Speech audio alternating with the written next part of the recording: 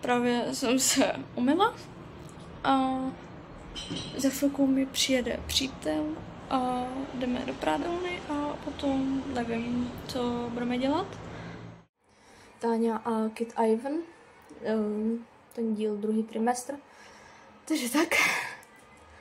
Takže se na to dívám, tak do pozadí to poslouchám. A tady už nám taky roste. Pohlaví už dávno víme. My jsme takovou menší gender party, nebo jako party. Jako prostě jsme to oznamovali.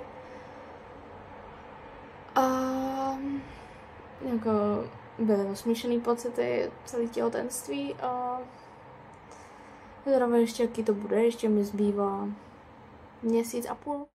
Momentálně jsem na procházce a dneska jsem jako nějak moc nenatáčela, jsem byla s mladšíma bráchama a přítelem a byli jsme jako v té prádelně. Potom jsme se stavili do obchodu a teďka já jsem na procházce a přítel s mýma mladšíma bráchama hrajou fotbal. Takže taková pohodička.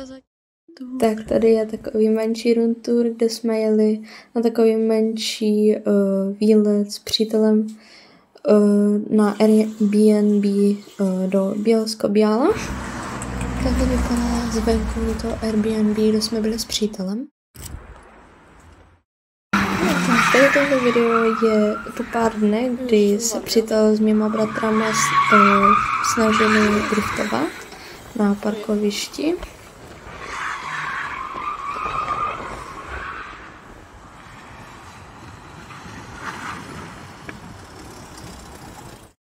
A tady je další video po pár dnech, kdy už jako jsem to tady silně ve škole nedávala.